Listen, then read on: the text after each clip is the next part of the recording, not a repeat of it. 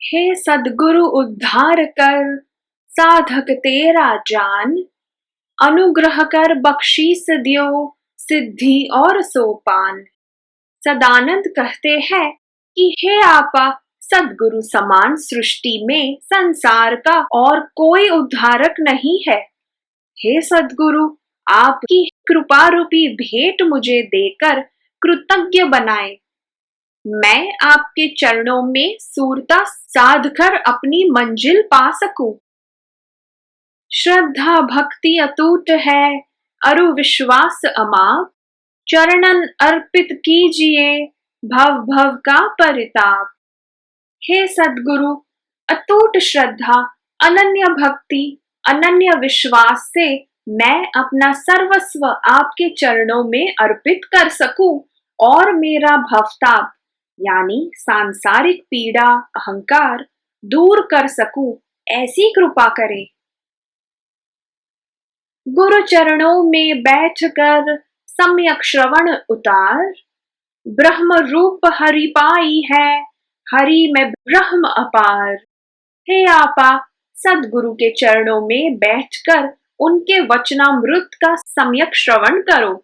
सद्गुरु ब्रह्म यानी सृष्टि के कर्ता रूप है, उसी को हम परमात्मा कहते हैं। सूरज जैसे जगत में देवे अगन प्रकाश, ब्रह्म सच्चिदानंद भी उज्जवल स्वच्छ आकाश। हे आपा, अग्नि और प्रकाश देने वाले सूर्य का प्रभाव हम जानते हैं, वैसे ही परमात्मा अरूप यानी परोक्ष होते हुए भी ब्रह्म स्वरूप सच्चिदानंद घन स्वरूप सद्गुरु में उनके प्रभाव को अनुभव किया जा सकता है। परमात्मा स्वच्छ व उज्जवल आकाश की तरह दिव्य और व्यापक स्वरूप में है। सद्गुरु अमृत बरसते, करुणा कृपा आनंद, दिव्य दृष्टि देवे तुझे, मिटे जगत का फंद। हे आपा, सद्गुरु कृपा निधान है, वे करुणा सागर परमानंद स्वरूप अहरनीश अमृत यानी ज्ञान की वर्षा करते रहते हैं। उनकी कृपा से मुमुक्षु को दिव्य दृष्टि प्राप्त होकर उसके भवताप यानी फंद मिट जाते हैं। दिव्य चेतना रमी रहे अंतर अनराधार, गुरु कृपालु ठाड़े रहे अपने हाथ पसार। हे आपा, दिव्य चेतना स्वरूप अंतर में अनराधार यानी निरंतर अमी वर्षा करते हुए कृपा निधान सद्गुरु अपने मुमुक्षु के लिए सदैव उसके स्वागत के लिए अपने दोनों हाथ पसार कर आलिंगन के लिए खड़े रहते हैं।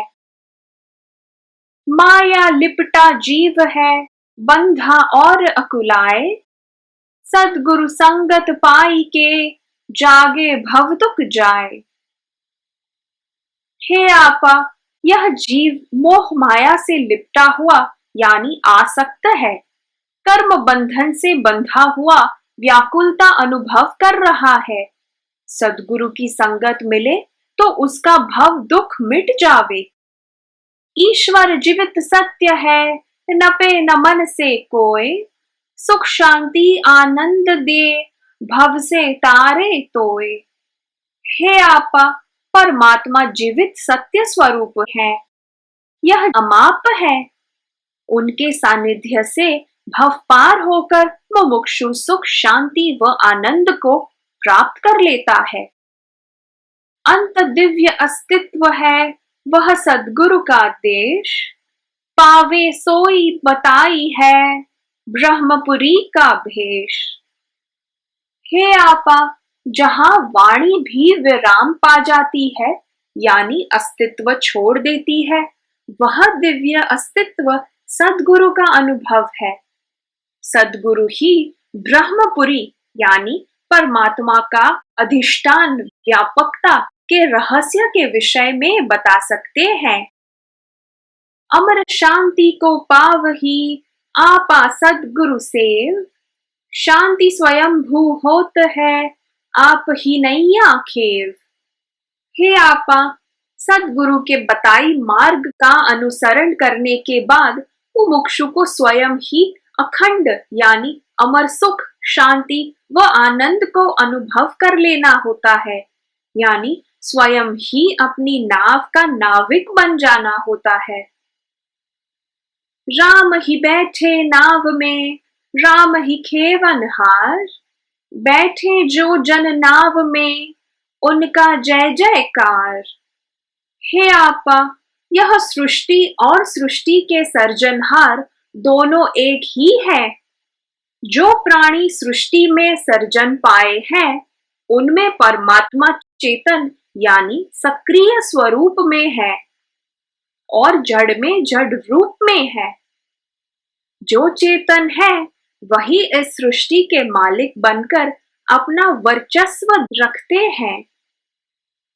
जूता बैठा पैर में, सर को मारे मार, जग दोषों की टोकरी, देवे हरि को गार।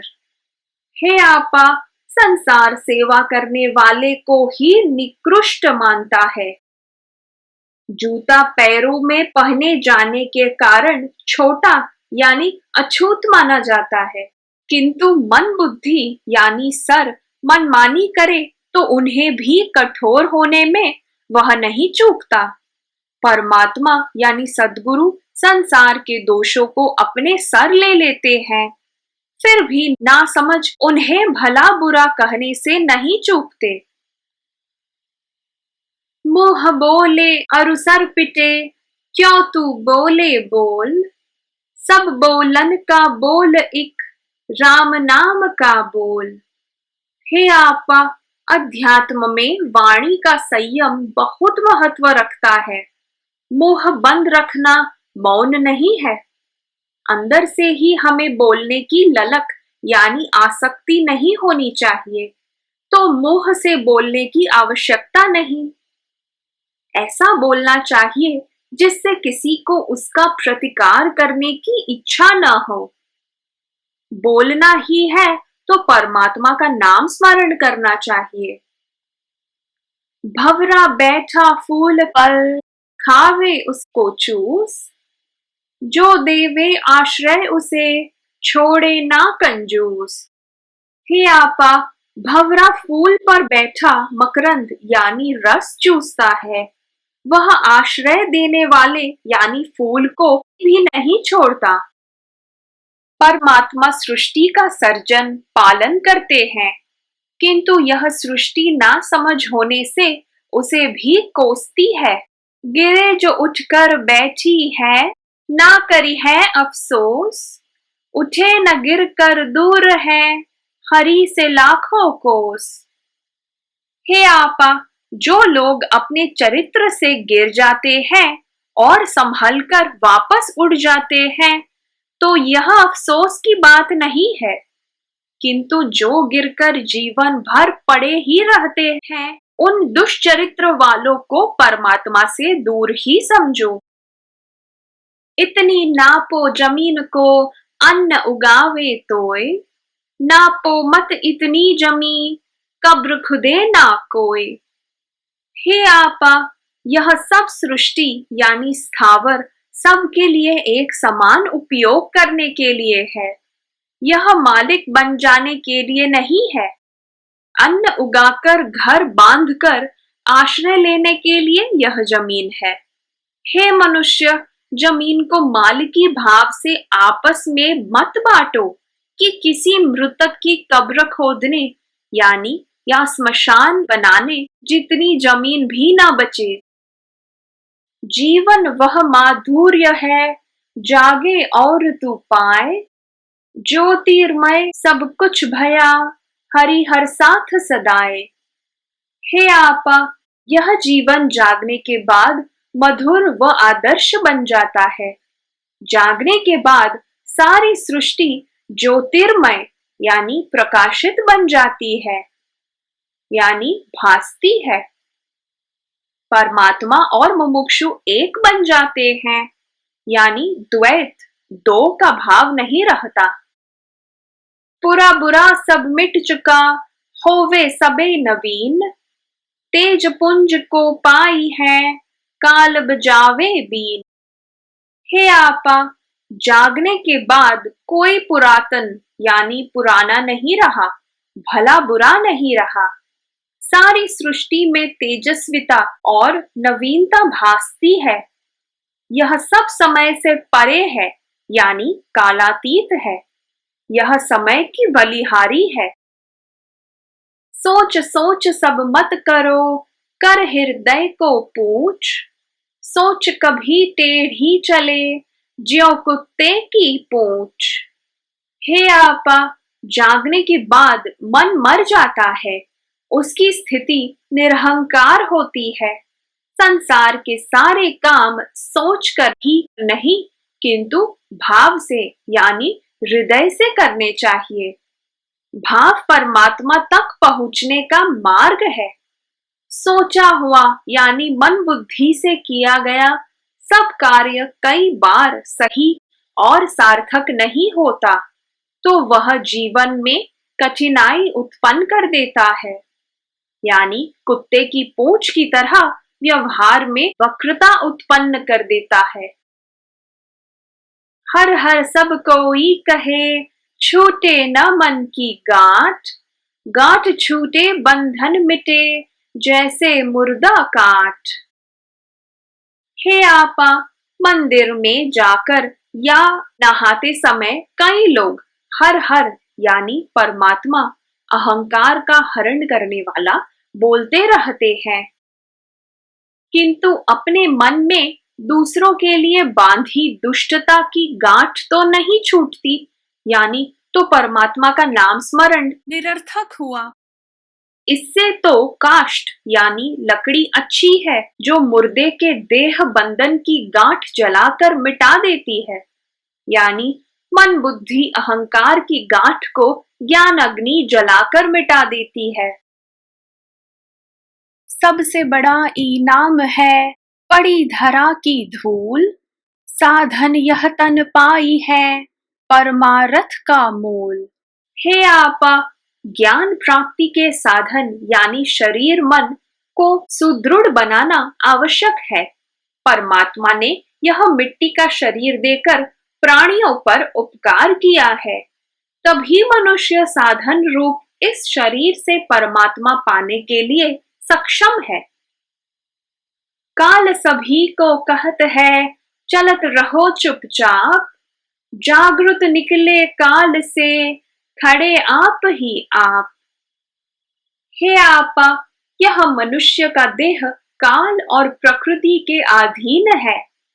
काल गतिमान है, वह सदैव देहधारियों की गति यानी पालन का नियमन करता है। वह कभी भी प्रमाद में जड़ बनकर पड़े रहने यानी निष्क्रिय रहने की अनुमति नहीं देता। जागे हुए कालातीत अवस्था में अपने आप अपना संतुलन बनाए हुए हैं। मन में यदि वैराग्य हो, महापुरुषों का संग। अंतर यात्रा ना रुके, नहीं संग में भंग। हे आपा, मुमुक्षु को वैराग्य यानी वीतराग की अवस्था प्राप्त है और सद्गुरु का सानिध्य भी प्राप्त है, तो उसकी अंतर यात्रा यानी अंतराल में परमात्मा पाने की प्रक्रिया कभी नहीं रुकती। वह निर्विघ्न अध्यात्म सेवन करता रहता है। मन का नियमन कीजिए, घट का नियमन नाही। गौ छोड़े क्षीर ना मिले, बछड़ा छोड़े नाही। हे आपा, मनुष्य के शरीर की सारी क्रियाओं का नियमन मन बुद्धि द्वारा होता है, अतः शरीर और मन एक दूसरे के पूरक हैं। जैसे गाय बछड़े को बिना दूध पिलाए नहीं रह सकती, वैसे ही बछड़ा भी बिना दूध पिए नहीं रह सकता। प्रमाद जड़ से छोड़ दे, साधक शत्रु महान। विचार मत कर चेत ले, कुछ करने की ठान। हे आपा, अध्यात्म सेवन में प्रमाद सबसे बड़ा बाधक है। सद्गुरु सानिध्य में प्रमाद छुड़वा देते हैं। अतः सानिध्य सेवन करना चाहिए। मूरत में तुम देखिए निराकार का सार, निराकार अनुभव लगे मूरत के उस पार। हे आपा, तुम्हारा परमात्मा के प्रति अनन्य भाव है तो मूर्ति यानी साकार में भी निराकार का अनुभव हो सकता है, किंतु निराकार का साकार में अनुभव करना अभीष्ट यानी स्वीकार्य नहीं है, क्योंकि साकार की आसक्ति नहीं छूटती और साधक वही गोल गोल घूमता रहता है। राम नाम जप सब करे, अपना करे न कोई, जो जप से ऊपर चढ़े, राम तिहारा होय। हे आपा, मुमुक्षु परमात्मा का नाम स्मरण करता है, किंतु उसे इस बात का ध्यान रहे कि परमात्मा उससे दूर नहीं अपितु उसी के अंदर में समाये हुए हैं। जो सद्गुरु के सानिध्य में परमात्मा पा जाता है वह परमात्मा स्वरूप बन जाता है, उसे नाम स्मरण करने की आवश्यकता नहीं रहती। दो बैलों की बैलड़ी हल को हाक लगाए, एक भय हल ना चले, दो में द्वैत समाए। हे आपा, यह सृष्टि द्वैत भाव यानी दो के भाव से चलती है। अकेला परमात्मा होता तो वह क्या करता? जैसे जो कार्य दो बैल मिलकर करते हैं वह एक की अनुपस्थिति में नहीं हो सकता, वैसे ही घर का भेदी जगत में जैसे लंका ढाए, तन का भेदी मन हुआ भेद भरम को पाए। हे आपा, जैसे विभीषण को लंका का भेदी माना जाता है और भेद बता देने से ही लंका का पतन हुआ ऐसा माना जाता है, वैसे ही इस देह में भी मन भेद भ्रम आदि विकारों द्वारा उसका अहित कर सकता है। मनसा वाचा कर्म जड़ परे परा के पार, अनंत वह अज्ञेय है अकथनीय अपार।